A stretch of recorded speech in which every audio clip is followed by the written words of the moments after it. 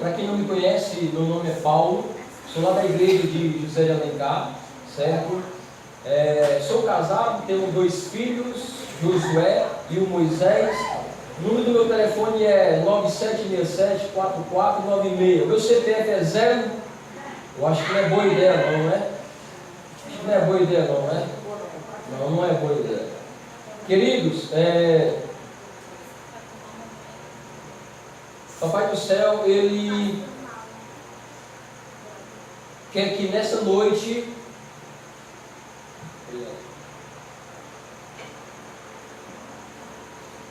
Ele quer que cada um de você, cada um de nós, abra o nosso coração para ouvir a sua palavra, ok? Então, eu convido a você pegar as suas Bíblias e, sem demoras, abrir o livro de Atos, capítulo 12, ok? Atos, capítulo 12. Vamos analisar aqui esta história.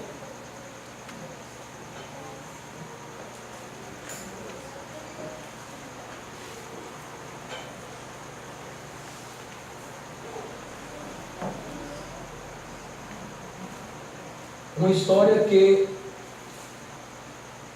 eu posso extrair dela 3 questionamentos que para mim são intrigantes, não é? Difícil de se entender, ok? E nós vivemos em um mundo onde os questionamentos não param, não é? Hoje se pergunta e se questionam a respeito de tudo. E os mais especialistas em fazerem essas perguntas tão difíceis são as crianças. Pense numa meninada que sabe perguntar. E muitas delas não encontramos resposta. Como, por exemplo, o meu segundo filho, o Josué, que tem apenas 5 anos, ele me faz cada pergunta que, até hoje, para algumas delas, eu não encontrei resposta. Algumas, graças a Deus, eu consegui responder. E esse Josué que está passando por essa fase, também o outro, que tem 11, já passou por essa fase. E um dia, não é? Quando o meu outro, de 11 anos, passou por essa mesma fase do Josué, eu estava na fila de um caixa com ele. E lá, ele puxa a perna da minha calça e eu olho para ele e ele pergunta: papai, o senhor está vendo aquele homem? E eu olhei para o homem e disse: sim, estou vendo. Por que é que aquele homem, ele só tem uma perna? E aí eu fiquei, poxa, sem saber o que falar, porque estava na frente do rapaz. E ele perguntou isso em voz alta. Mas graças a Deus ali, Papai do Céu me deu algumas orientações e eu pude sair desse beco sem saída. Não é? Outra vez também, esse meu Josué me chegou para mim, aliás, o Moisés, o meu mais velho, chegou para mim e disse assim: papai, você pode me arranjar 50 centavos? Você pode me dar 50 centavos? Eu digo: posso. Fui, tirei e dei 50 centavos para ele. O outro menorzinho estava vendo tudo, não é? Só que não falou nada. Depois que eu fui levá-lo ao colégio, o menorzinho, quando eu deixei ele lá na porta, ele olha para mim e disse: papai, tem como o senhor me arranjar aí 50 reais? Puxa vida, como é que pode? E é difícil, sabe, de entender as perguntas e os questionamentos das criancinhas. E olha, essas perguntas, esses questionamentos não param só nas crianças não. Também chegam a nós adultos.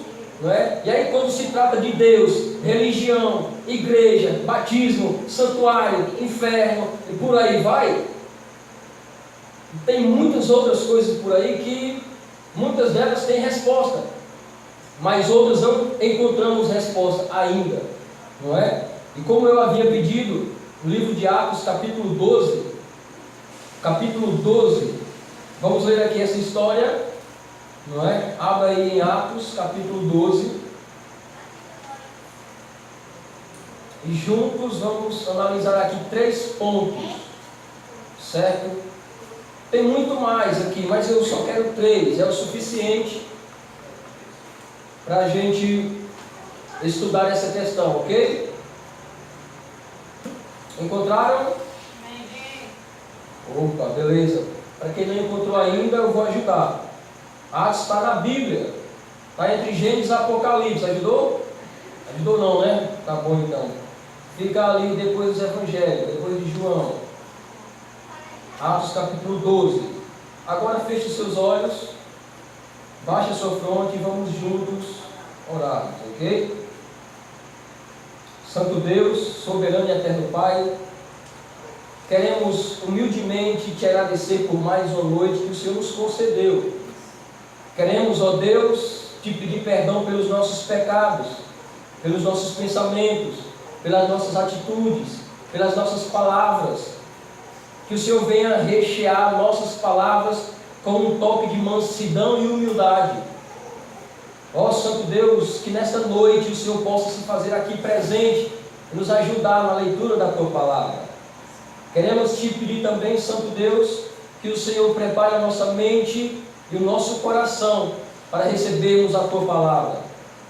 Que venhamos a estar ligado, a estar atento no Senhor Jesus Cristo, que é o nosso foco principal. Nos ajuda na leitura da Tua Palavra, em nome de Jesus. Amém. Atos, capítulo 12. Vamos ler. Não vamos ler o capítulo todo, só do primeiro verso ao último. Estou brincando. Verso 1 diz assim, até o 8. Atos 12, verso 1, diz assim: por aquele tempo, mandou o rei Herodes prender alguns da igreja para o maltratar, fazendo passar a fio de espada a Tiago, irmão de João. Vendo isso ser agradável aos judeus, prosseguiu, prendendo também a Pedro. E eram os dias dos pães asmos. Vamos dar uma pausa aqui, ok? Eu peço para que você mantenha a sua Bíblia aberta, pois a gente vai continuar, certo? Em um outro momento a leitura, ok? E aqui a gente fica até o ponto 3, até o versículo 3. Quem lembra quando eu falei anteriormente de que vamos extrair daqui desta história, não é? Do capítulo 12 de Atos, versículo 1 até o 8. Quantos aqui lembram quantos pontos eu falei? 3, ok? Primeiro deles se encontra nesses versículos que acabamos de ler aqui agora, ok? E o primeiro questionamento que para nós é difícil de entender é que, qual é o questionamento? A gente viu aqui que Tiago, o que foi que aconteceu com Tiago? Tiago foi preso. Vocês leram aí na Bíblia de vocês? O que foi que aconteceu com Tiago, igreja? Tiago foi preso. E depois? Depois foi morto. Ok, olha só. Jesus Cristo tinha quantos discípulos? 12, ok? Desses 12 discípulos, Cristo, ele tinha, digamos assim, ele era mais achegado, ele tinha mais afinidade com 3. Quem sabe quem são esses 3? Pedro, Tiago e João, não é? Como foi que Tiago morreu? Ele foi decapitado. Aqui surge o primeiro questionamento. Eu quero que você fique atento, ok? Qual é o primeiro questionamento aqui? Tiago morreu. Primeiro questionamento é: pessoas boas também sofrem? Pessoas boas sofrem? Olha, essas palavras do livro sagrado aponta para uma falsa pregação que estão pregando por aí. Como, por exemplo, tem pessoas que dizem que Olha, aceite a Jesus que você não vai mais sofrer. Aceite a Jesus que o seu feijão não vai mais queimar. Aceite a Jesus que o seu banco não vai mais esvaziar. Você não vai ter mais briga no seu relacionamento. Os seus filhos vão ser ótimos, ótimos alunos, ótimos amigos, ótimos filhos. Sabe? E parece que essa pregação entra em contradição com o que a Bíblia diz. E pessoas convidam para que, aceitando Jesus, não vai mais sofrer. E perceba que aqui, no texto que a gente acabou de ler, a gente vê Tiago, um discípulo do Senhor, passando a fio de espada, sofrendo. Mas como entender essa questão? Como entender esse questionamento? Perceba, não é, Papai do céu, Ele não nos garantiu aqui nesta terra o céu. Cristo mesmo falou lá em João capítulo 16, versículo 33, que no mundo vocês vão passar por aflições, mas tem de bom ânimo, porque eu venci o mundo. Vocês vão passar por aflições. Vemos que todos os discípulos, menos João, que escreveu o livro de Apocalipse, menos ele, que não foi morto, os outros todos foram mortos, passaram por sofrimento. Cristo sofreu aqui nessa terra. E sabe como entender isso? Eu digo para você que aceitar Cristo não nos ausenta de sofrimento. O sofrimento vai continuar batendo na nossa porta. Vai continuar batendo na nossa porta. Agora, deixa eu ir mais além. Se fosse assim, né? Chega lá, bate na porta, a gente olha ali pela brecha, pelo buraquinho lá e tudo mais, ou então pergunta quem é. Aí do outro lado vai responder, é a diabetes. Posso entrar? Oh, que pergunta, hein? Claro que não pode entrar. Mas não bate em porta. Já entra de uma vez. Ok. Tem umas que tudo bem, plantou, não é? E agora está colhendo os frutos que plantou anteriormente. Só que muitas pessoas passam por tais sofrimentos sem ter plantado. É a vida de Jó. Jó mereceu passar pelo que ele passou? Sim ou não? Claro que não. Mas o questionamento aqui é que Deus, Ele não prometeu aqui, nesse lugar, o céu. E quando o sofrimento bate na minha porta e na tua porta, é para lembrar você que o céu não é aqui. Deus tem algo, Deus tem algo melhor para mim e para você. Só que o que Ele prometeu, não encontramos aqui ainda. Mas quando Ele voltar, aí sim, teremos uma vida plena, uma vida com verdadeira paz, uma vida que não tem sofrimento, uma vida que não tem doenças. Mas é só quando Ele voltar. E essa é a minha esperança. Pessoas boas sofrem, claro. Terceiro questionamento.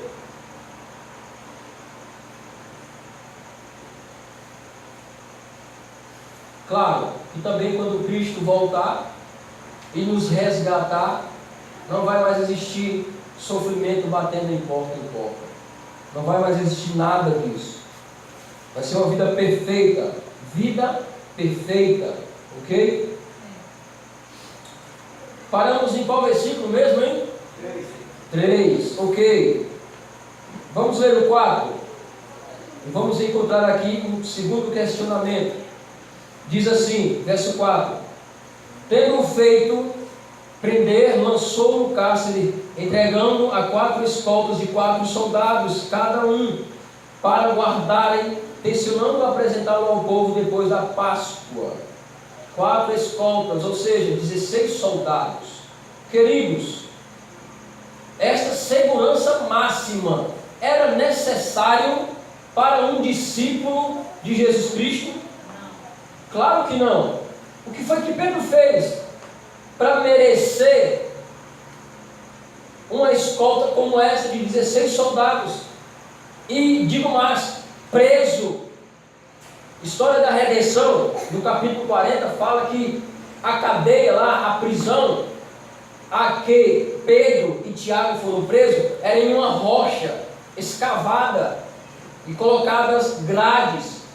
E ele estava lá, Pedro estava lá, não só ali dentro, detido por essa cadeia, como também por 16 soldados, e digo mais, acorrentado ainda as mãos e os pés. Para onde é que um homem desse iria, meu irmão? O que foi que ele cometeu para estar ali? Pedro não era perigoso, mas sabe por quê que ele colocou essa segurança máxima? Se você for ler o livro de Atos, a partir do capítulo 1 até o capítulo 12, você vai perceber que Pedro fez vários prodígios. Inclusive, ele já foi preso. Pedro e João foram presos e foram libertados. E agora o rei Herodes, mais uma vez, manda prendê-lo. Só que agora, julgava-se Herodes que agora seria de uma maneira completamente diferente. E agora coloca aí cadeia, grades, coloca aí algemas, coloca aí 16 soldados. Vamos ver para onde ele vai agora. E estava lá o homem detido, preso. E olha só, Herodes temia que ele fugisse novamente.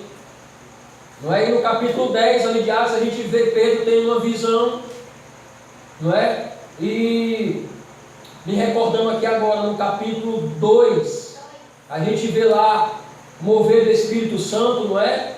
Lá nas línguas, o Espírito Santo baixou em cada um deles. Pedro dá lá aquele sermão que se batizam mais de 3.000 pessoas, e por aí Pedro vem, não é? Movido pelo poder do Espírito Santo, e no capítulo 10 tem aquela visão e tudo mais. Cornélio é convertido, e por aí vai. Ele ressuscita aquela menina, não é? Dorcas, que faleceu. E agora no capítulo 2, Herodes prende-o e tende para que ele não fuja mais. E ali naquele momento ele está lá detido, sem nenhum lugar para ir. No versículo 5, Pedro, pois, estava guardado no cárcere, mas havia uma oração incessante a Deus por parte da igreja a favor dele. Oração incessante a Deus a favor de Pedro. Quem era que estava orando por Pedro? A igreja. Querido, deixa eu dizer uma coisa para você interessante. A verdadeira oração, ela nasce no útero da necessidade. Você sabe o que é isso? Quando você ora fervorosamente, quando você ora com mais dedicação, com mais cauteleza, quando você ora com mais vontade, é quando você está passando por necessidade. A verdadeira oração nasce no útero da necessidade. E a igreja estava preocupada, porque estava perdendo aqueles homens que estavam caminhando junto com a igreja. E as pessoas eram convertidas através desses homens. Tiago foi morto, e agora Pedro, não é? Também com a mesma sentença. Só que a igreja orava por ele. E no verso 6 diz: quando Herodes estava para apresentá-lo naquela mesma noite, Pedro dormia entre 2 soldados, acorrentados com 2 cadeias, e sentinelas à porta guardavam o cárcere. Eis, porém, que sobreveio um anjo do Senhor, e uma luz iluminou a prisão. E tocando ele o lado de Pedro, o despertou, dizendo: levanta-te depressa. Então as cadeias caíram das mãos. Verso 8: disse-lhe o anjo: cinge-te e calça as sandálias. E ele assim o fez. Disse-lhe mais: põe a capa e segue-me. Querido, na continuação do capítulo, não é? A gente vê aqui um segundo questionamento. O segundo questionamento é o seguinte: Tiago foi preso e foi morto. Pedro agora foi preso. E agora talvez você já esteja se pensando aí, qual é o segundo questionamento? Eu quero dizer para você que o segundo questionamento é que, poxa, por que Deus, Ele salvou Tiago, salvou Pedro e não salvou Tiago? Por que é que Ele libertou Pedro e não libertou Tiago? Os dois não eram discípulos? Os dois não eram servos do Deus Altíssimo? Os dois não eram convertidos? Não eram lavados pelo sangue de Cristo? Por que então que agora Tiago é executado, é morto, não é libertado, e agora Pedro é libertado? E estes são questionamentos que param aqui e muitas vezes não encontramos resposta. Será que Deus tem medidas diferentes para cada um de nós? Será que Deus me trata de uma maneira diferente? Será que Deus me trata melhor do que a irmã? Ou será que Deus trata a irmã melhor do que eu? Será que este lado esquerdo, aqui o meu lado esquerdo, Deus olha com um olhar mais de misericórdia, mais de compaixão, mais de amor, e para esse outro meu lado direito, Deus olha e diz assim: não, esse aqui merece isso, merece aquilo. Será que Deus faz parcialidade de pessoas? Lá em casa, quando eu vou dividir, não é, por exemplo, o suco para os meus dois meninos, Moisés e Josué, eu coloco ali os dois copos e eu coloco o suco em um, depois eu coloco o suco no outro, e aí tem que ser igual, tem que ser milimétrico, tem que ser igual. E aí um deles chega e olha o copo e diz: papai, esse aqui tem mais. Eu digo: opa, perdão, então deixa eu igualar. E eu pego e igualo, e tem que deixar ele no mesmo nível. O outro chega e olha e diz: papai, o meu tem menos. Será que Deus ele trata da mesma forma? Ou será que a medida no copo ela é diferente? Para os meus filhos, eu acredito que também você faz o mesmo.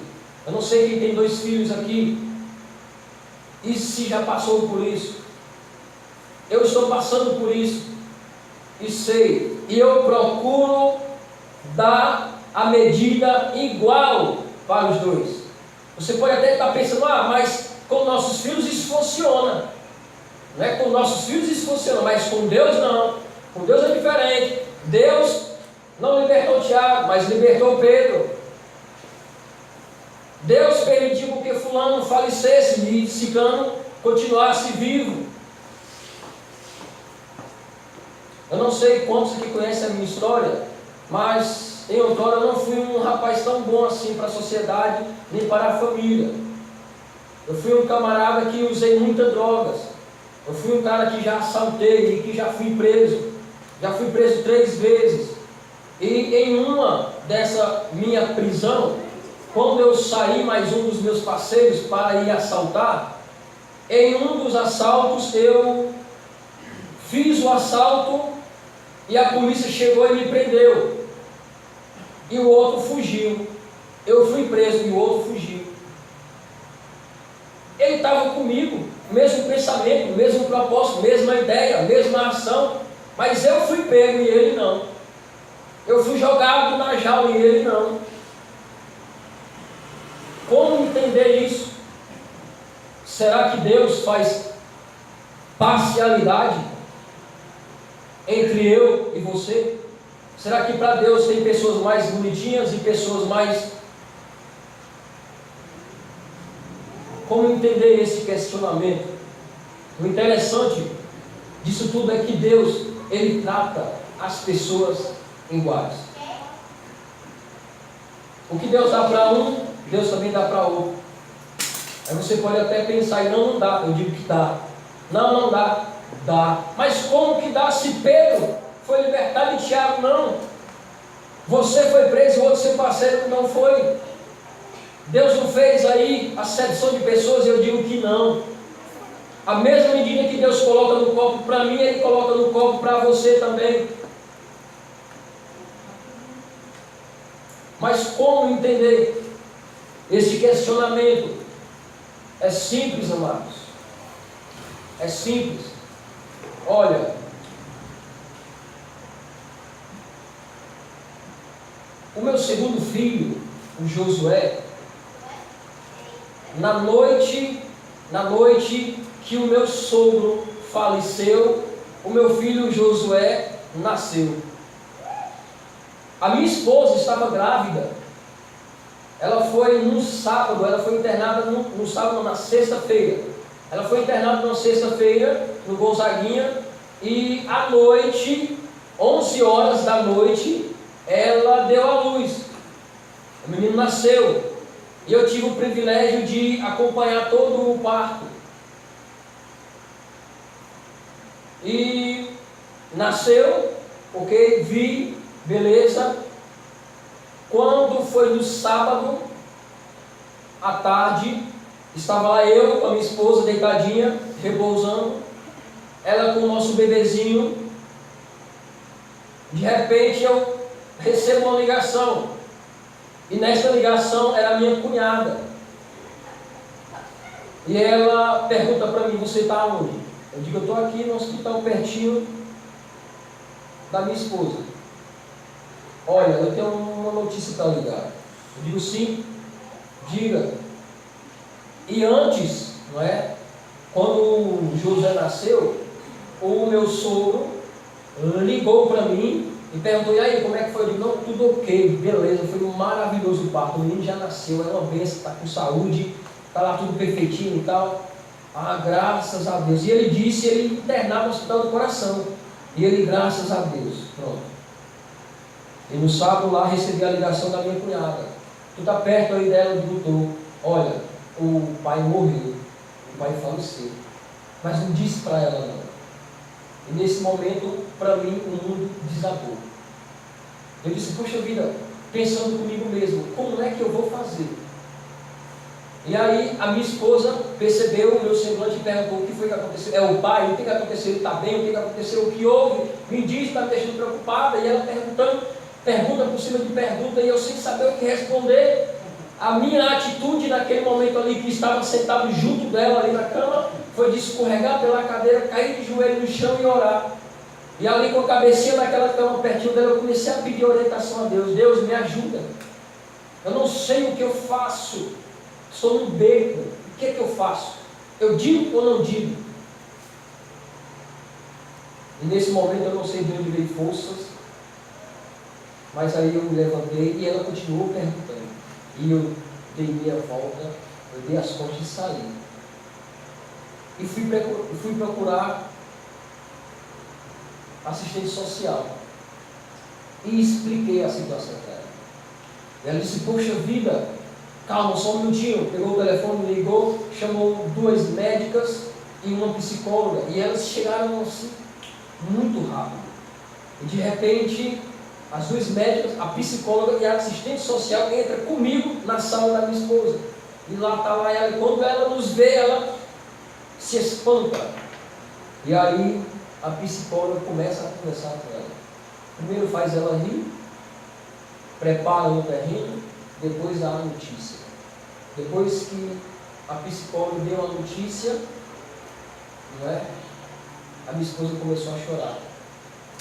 E naquele choro ela olha para mim. E só me chama de santo. Por que você não me falou? Por que você não me falou? Por que você não me falou? E naquele momento eu não entendia por que o meu sogro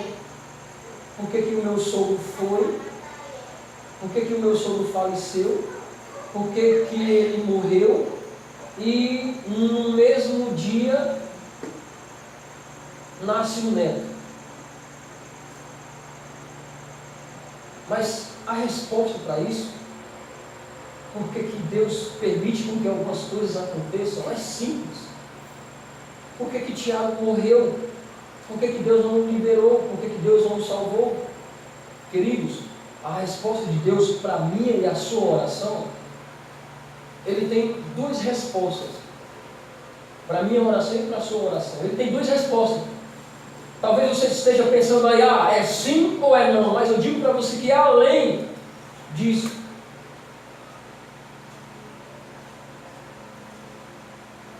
Deus diz para todos, vida eterna. Entendeu? Entendeu? Eu vou explicar. Tiago, discípulo do Senhor Jesus Cristo, não era essa vida aqui que Deus tinha para ele, uma vida de paz, uma vida de conforto, uma vida sem sofrimento.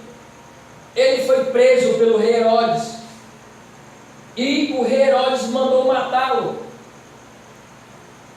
Deus disse para ele vida eterna. Só que para o Tiago, vida eterna significava morrer. Pedro foi preso pelo mesmo rei, mesma sentença, não é? Mesma morte. Só que Deus respondeu para Pedro, vida eterna. Só que vida eterna para Pedro significava viver. Para o meu sogro que faleceu, Deus disse para ele vida eterna. Mas para o meu sogro, vida eterna significava morrer. O meu filho Josué, Deus disse para ele vida eterna. E para o meu filho Josué, significava viver. Naquele dia que eu saí para assaltar, Deus disse para aquele rapaz, vida eterna. Só que para ele, vida eterna significou morrer. E para mim, vida eterna significou ser preso. Perdão, ele não tinha morrido ainda. Ele fugiu. Eu fui preso, ele fugiu. Depois de algum tempo foi que o mataram. E Deus tem essa resposta, vida eterna. E a vida eterna que Deus tem para nos dar é diferente do que aquilo que a gente imagina. Como, por exemplo, às vezes a gente acha que porque estamos em Cristo, porque estamos vindo à igreja, porque somos batizados, enfim, não passamos por dificuldades, por problemas. Mas em todos os nossos questionamentos, em todos os nossos sofrimentos, Deus diz para mim e para você, vida eterna. Terceiro questionamento. Você percebeu aqui que no verso 6, isso, verso 6,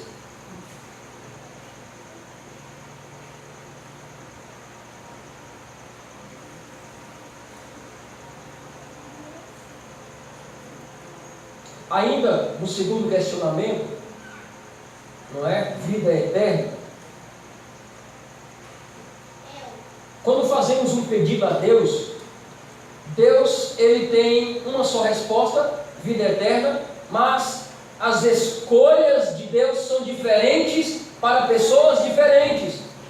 Talvez eu tenha que sofrer mais um pouquinho, talvez você tenha que sofrer menos, mas a resposta de Deus sempre será vida eterna. Não é esse o sonho de Deus? Não é esse o sonho de Deus? Paulo diz que o desejo de Deus é que todos cheguem ao pleno conhecimento da verdade e se salvem. Deus quer salvar a todos. E no verso 6, vemos aqui o terceiro questionamento. Quando Herodes estava para apresentá-lo naquela mesma noite, Pedro entre dois soldados. O que era que Pedro estava fazendo ali entre dois soldados? Estava dormindo. E o terceiro questionamento é o seguinte: como é que alguém, sabendo que vai morrer, porque claro, ele não tinha juízo prudência para achar que Tiago foi morto e ele agora ia ser liberado, não. O que estava no seu pensamento é que ele também iria morrer. E em meio a esta sentença, a atitude de Pedro foi dormir. E a minha pergunta é para este episódio. O meu questionamento é o seguinte: como é que a pessoa, sabendo que vai morrer, dorme, irmão?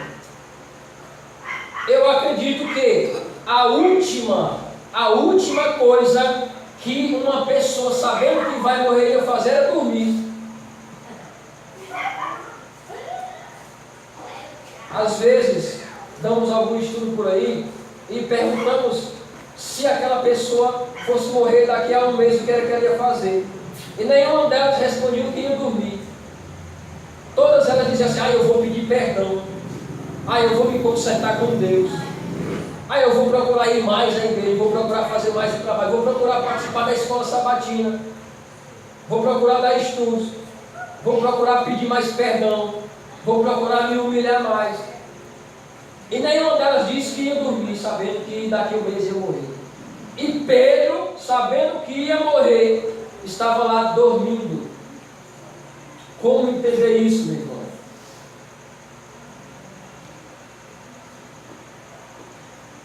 História da Redenção, capítulo 40, fala que nessa situação de Pedro,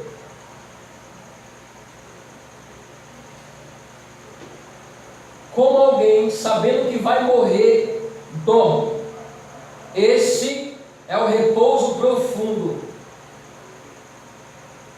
Repouso profundo a revigora e renova, e que provém de uma consciência tranquila. É um sono profundo que revigora e renova, e que provém de uma consciência tranquila. Pedro aprontou para ser preso? Não. Consciência tranquila, consciência limpa e claro, com uma certeza de que aquilo que o seu mestre falou iria se cumprir. Cristo disse que ia ser crucificado, ele foi crucificado. Cristo disse que ia morrer, e ele morreu. Cristo disse que ia ressuscitar, e ele ressuscitou. E Pedro presenciou. E ele sabia disso tudo. Mas o que ele aprendeu, além de todas essas coisas, foi o que Cristo veio ensinar para cada um de nós. Certa ocasião estava lá Jesus Cristo. Uma mãe chega e diz: Senhor, permite aí com que um dos meus filhos sente à tua direita e o outro à tua esquerda. E Cristo vai, encontra uma criancinha ali, chama a criancinha e diz assim: olha só, se vocês quiserem habitar o reino dos céus, seja igual a essa criancinha. Eu fico imaginando como assim, depois de uma pessoa adulta vai voltar a ser criança? Como entender isso? Depois que uma pessoa é formada adulta, como é que ela vai se tornar a ser criança? Claro que isso não pode acontecer, mas aqui dentro pode acontecer. Como assim? Você já viu alguma criancinha pedindo esmola no sinal e o cara diz: não, não tem, e ele para e começa a chorar? Eu nunca vi. Ela, quando recebe um não aqui, ela vai para o outro carro, e vai para o outro carro, e vai para o outro carro, e quando o sinal abre, ele sai com um sorriso no rosto e continua, até brincando, correndo, fazendo zigue-zague entre os carros.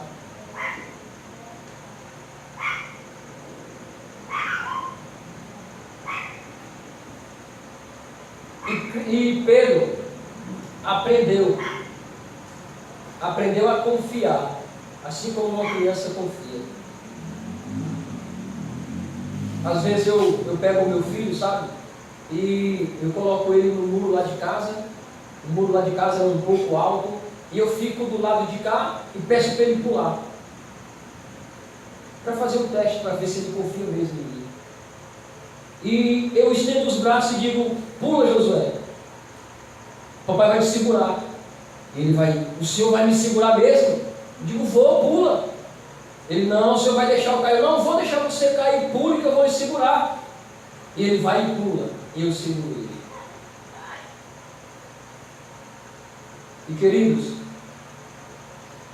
Papai do céu, ele tem planos melhores do que o que nós temos. Os sonhos de Deus, eles são melhores do que os meus. Tem aquele som aí, irmão? Coloca aquele som lá para fazer o povo chorar. Estou brincando, não quero que ninguém chore não. E amados, deixa eu dizer uma coisa que aconteceu comigo. Quando eu digo que Deus tem sonhos melhores e maiores do que os nossos, eu tinha planos para a minha vida de ser uma pessoa bem-sucedida na sociedade, uma pessoa considerada. Só que os meus planos não era estudar, me formar, não é? Não. Era de fazer o que aqueles meus amigos faziam. E aqueles meus amigos não faziam coisa boa. Eles usavam drogas, eles assaltavam, eles tinham transporte bom, eram rodeados de belas mulheres, não faltava dinheiro. E eu olhava e dizia: eu quero ser um desses. Eu quero ser um daqueles. E uma vez recebi uma proposta para entrar. Recebi um desafio. Cumpri o desafio. E entrei junto com eles. E começou a minha trajetória. Eu achando que ia ser mais feliz. Eu achando que ia conseguir as coisas. Eu achando que o meu sonho ia ser realizado. E em meio a essas trajetórias, em meio a muitos acontecimentos, eu vim parar aqui em Fortaleza. Eu não sou daqui de Fortaleza. Eu vim parar aqui em Fortaleza. Depois que rodei aí algumas cidades do Brasil, eu vim parar aqui em Fortaleza com a intenção de mudar de vida. Eu estava cansado daquilo. Eu estava cansado de ter amizade por interesse. Eu estava cansado de ter mulheres por interesse. Eu estava cansado de ter um falso amor, uma falsa amizade. Eu estava cansado de tudo. E lá onde eu morava, eu disse para o meu parceiro que ia sair dessa, que ia mudar de vida. Eu queria agora uma mulher de Deus, uma mulher que estaria disposta a me ajudar, a me orientar. Não é? E aqui em Fortaleza eu tentei parar com todas essas coisas com as minhas próprias forças. Mas só que aí você sabe o resultado disso. Quando a gente procura mudar o coração, o caráter, quando a gente procura mudar alguma coisa com as nossas próprias forças, não temos êxito, não temos sucesso, não temos vitória. Não é? Jeremias vai dizer que maldito é o homem que confia na sua força, que faz do seu braço a sua vitória, enfim. Um homem que faz de tudo para achar que pode, com seus esforços, com seus talentos, com seus dons. E eu tentava fazer dessa maneira. Só que eu não durava muito. Sempre eu caía. No máximo que eu passava era uns 3, 4, 6 meses sem usar nada, sem fazer nada, sem praticar nenhum assalto. Mas só que em uma dessas minhas quedas, eu conheci um crack. E para você que não sabe o poder destrutivo dessa droga tão pesada, é que no primeiro uso você já fica viciado, você já se vicia. E olha, e quando tem algum drogado lutando contra essa droga, e você olha a vida daquela pessoa e vê que a pessoa não quer nada, vê que a pessoa constantemente está caindo, levantando, e você julga que muitas vezes ele faz porque quer, às vezes não entende, mas eu digo para você que isso é uma doença, é um poder que não é de Deus, que aprisiona a pessoa. A pessoa quer mudar de vida, mas não tem força o suficiente para sair. Elas não têm força o suficiente para sair.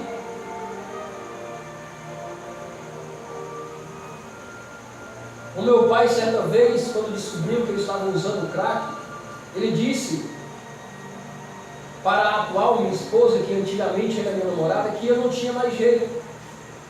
Eu não tinha mais jeito. Enquanto os outros também diziam que eu não tinha mais jeito. Mas aí quando Deus ouve, não é? Quando os esforços humanos chegam ao limite, e aí que Deus vem e faz o milagre. E em uma dessas atitudes, em que eu vi que não tinha mais droga, que não tinha mais TV para vender, que não tinha mais cama, que não tinha mais som, que a casa estava vazia, e eu olhava para os cantos da parede e pensava, se eu pudesse trocar essas paredes por droga, se eu pudesse arrancar esse telhado e trocar por droga. E quando eu vi que não tinha mais como que trocar por droga, eu voltei a praticar assalto, e em um desses assaltos eu fui preso. Só que primeiramente eu fui preso pela sociedade. A sociedade me prendeu, me amarraram em um poste, dos pés à cabeça. Eu fiquei abraçado com o poste, amarrado naquele poste. E eu digo mais, cada uma das pessoas que estavam ali, cada uma delas fizeram justiça com suas mãos. Bateram muito, me bateram muito, me bateram muito. E eu pensava que ali seria a minha última oportunidade de vida. Poxa vida, eu vou morrer nesse poste, abraçado com um poste. E depois de me baterem muito, eu senti as minhas forças se apagando.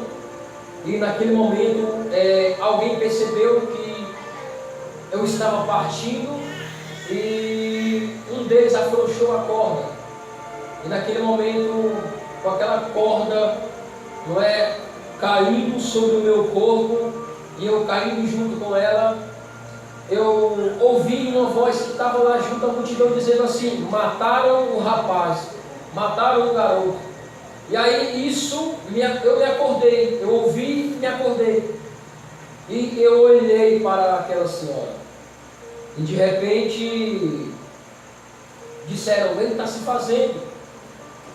E novamente me amarraram de novo no poste. E começaram mais uma vez a me bater. E naquele momento pararam de me bater. E um deles chegou para mim, bateu no meu ombro e falou no meu ouvido: chegaram teus primos. E eu dei graças a Deus, porque eu achei que era a minha família. Só que não era a minha família, era a polícia. E quando a polícia se aproxima, eu acredito que a partir dali Deus tinha um plano na minha vida. Quando eu passei a entender. Não é? E um dos soldados, que não era simplesmente um soldado, era um enviado de Deus, chegou para mim e disse assim: olha, você não vai mais apanhar, ninguém aqui vai mais me bater.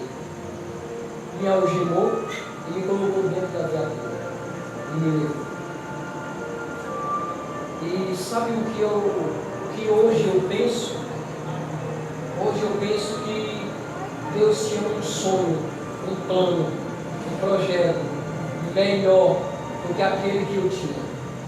Talvez você hoje esteja com um plano que ainda não se realizou, talvez ainda não seja o momento correto, ou talvez não seja o que é melhor para você. Porque muitas das vezes a gente acha que melhor é aquilo ali, mas por que Deus, o Senhor não faz desse jeito? Por que não faz dessa forma? Por que isso não acontece? Eu oro e nada acontece. Por quê? Talvez não seja o sonho de Deus. E se for plano de Deus, não desista, porque Deus ainda não terminou a obra. E o maior sonho que Deus tem para mim e para você é a nossa salvação.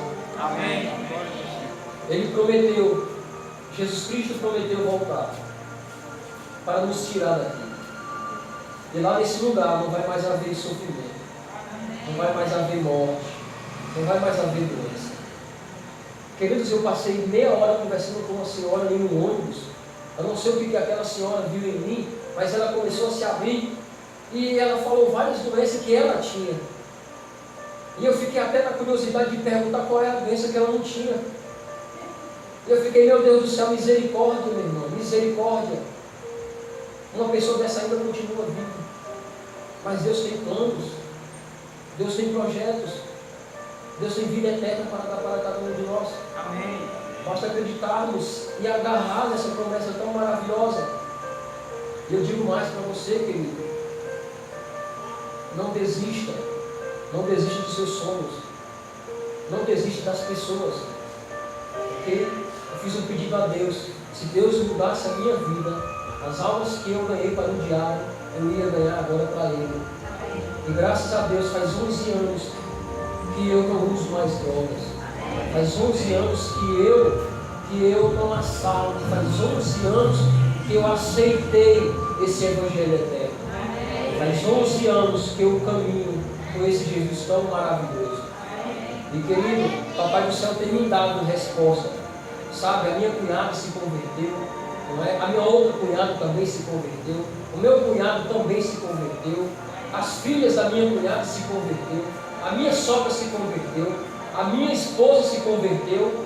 Todos eram da Universal, receberam o estudo e agora faz parte do nosso redil. Louvado seja Deus por isso. Honra a quem? Honra a Ele. E constantemente eu vejo o poder de Deus trabalhando na minha vida, querido. E Ele tem mostrado diariamente que os planos dEle são melhores do que os meus. Querido, eu convido você para que você fique de pé agora.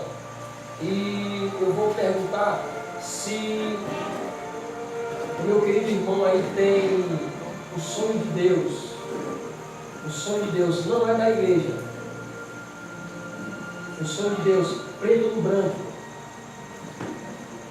Não tem aí? Os sonhos de Deus são melhores do que os meus.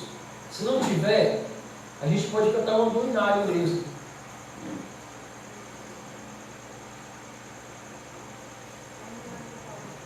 E graças a Deus, querido, Papai do Céu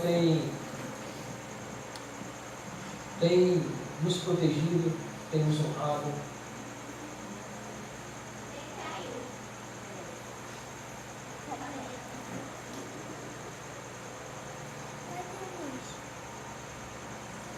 Se não tivermos, não. Vamos cantar o 477.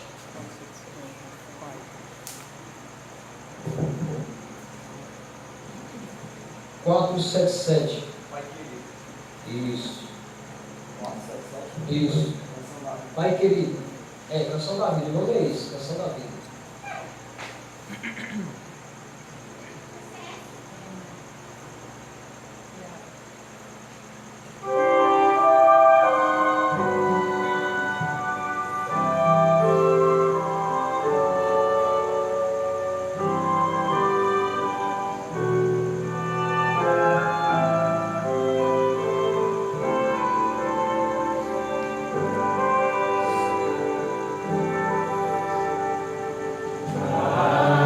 Pai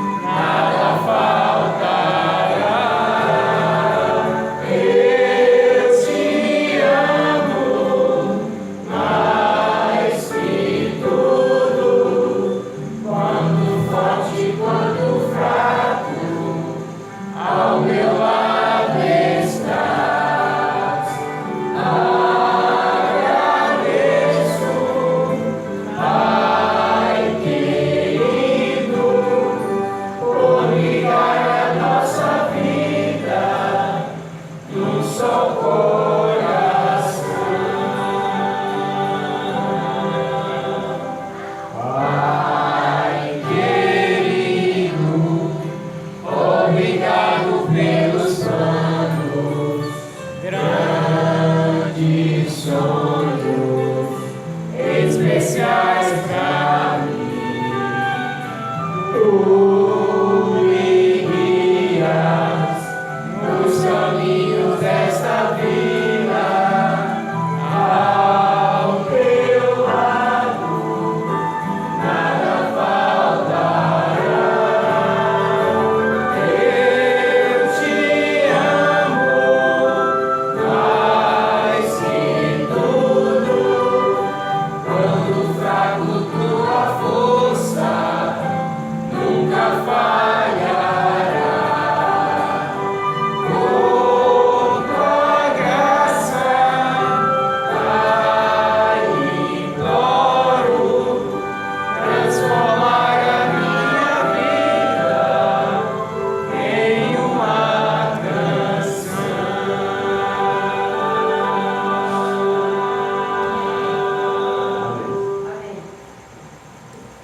Irmão, eu quero pedir que o irmão da igreja ore pelo meu irmão, que levou uma queda hoje aí lá na casa dele trabalhando, e esse irmão quer pedir para orar, sabe, por ele. Ele levou uma queda, está com quadro na cabeça, e está lá no cantinho, Luciano. E essa oração, talvez dessa forma, e um dia também, nessa cheia de toda nós também, que é o meu desejo. Amém.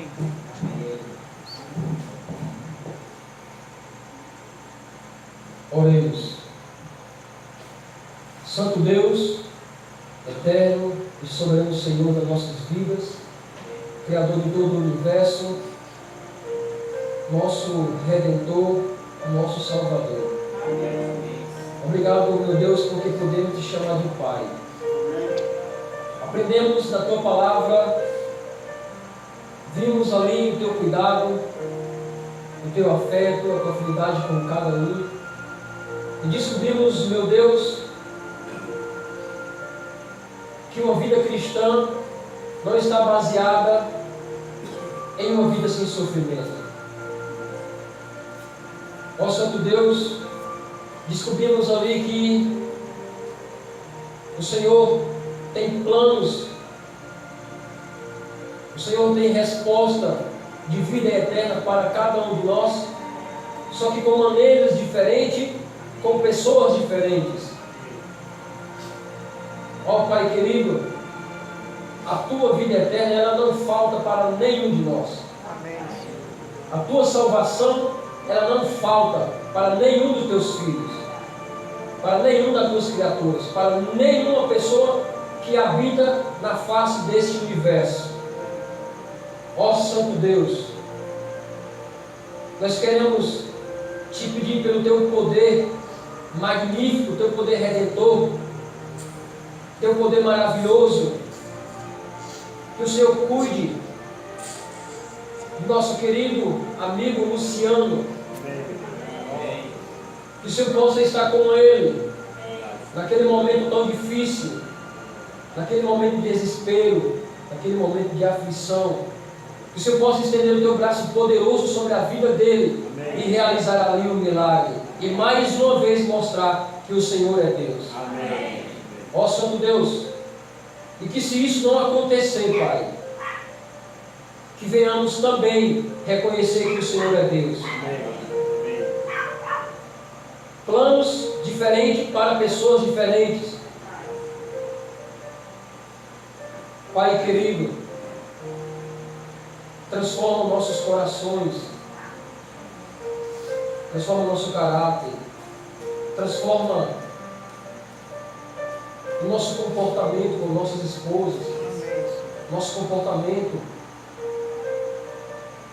com nossos filhos, nosso comportamento com nossos amigos, com nossos irmãos, com nossos vizinhos. Ó Santo Deus, converte esse coração, Pai. Faz com que esse coração esteja disposto a amar, esteja declinado para perdoar e pedir perdão, para se humilhar e reconhecer, Santo Deus, que necessitamos da Tua vida em nossa vida. Leva para nossos lares em perfeita paz e segurança. Protege cada um de nós. Nos dá a Tua paz. Ó Santo Deus, que o Senhor possa voltar o mais rápido possível e nos resgatar, nos tirar daqui e nos dar uma vida perfeita. Agora sim, meu Deus, sem mais doença, sem mais sofrimento, uma vida onde só vai existir alegria, paz, felicidade. Muito obrigado por essas promessas que se estendem para cada um de nós. Protege nossas vidas, protege nossas famílias, protege nossos filhos, protege meus irmãos, protege essas pessoas a quem tanto temos cuidado, a quem tanto amamos. E nós te pedimos tudo isso em nome de Jesus, aquele que vive e reina para todos sempre, aquele que estará aqui hoje é aquele que vai estar e aquele que vai continuar conosco pelo resto da nossa vida e pela eternidade. É em nome dele que oramos. Em nome de Jesus. Amém.